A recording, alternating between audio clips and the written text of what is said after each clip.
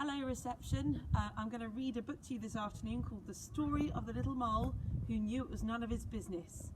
And by business, they actually mean poo. Don't tell your parents. Okay, so here we go.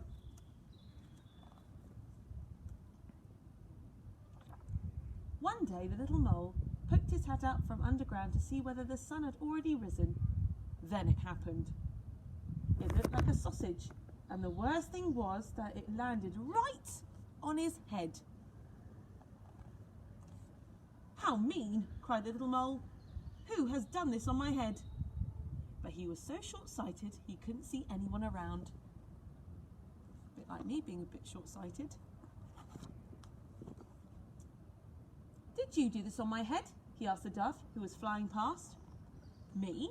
No, how could I? I do it like this," she answered, and splish-splish, a moist white blob landed on the ground right next to the little mole. His right leg was splashed with white. Have you ever seen bird poo before? It's a little bit like that, isn't it? "Did you do this on my head?" he asked the horse, who was grazing in the pasture. "Me? No, how could I? I do it like this." And flump plump, 5 big fat horsey apples plopped down within a hair's breadth of the mole. He was very impressed. I wonder what he's impressed about. Do you know?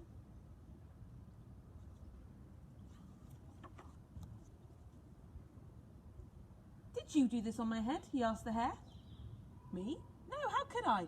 I do it like this," answered the hare, and rat-a-tat-tat, 15 little round beans shot past the mole's ears. He saved himself with a daring leap. It's funny how all these animals do different kinds of poos.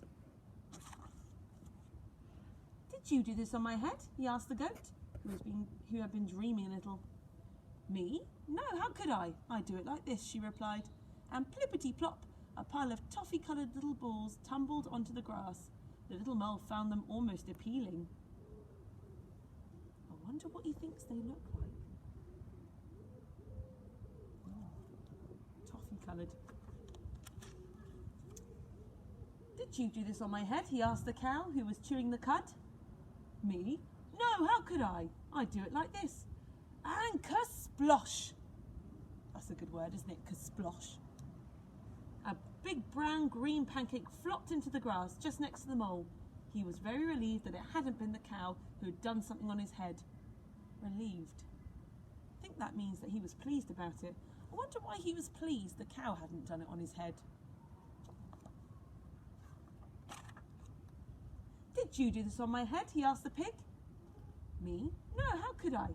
I do it like this," replied the pig, and plop splat. A little soft brown pile fell onto the grass. The mole held his nose. Oh. I wonder why he's holding his nose. "Did you do this on my..." He was going to ask again, but as he came closer, he saw only 2 big fat black flies, and they were eating. Ooh. Can you see what they're eating?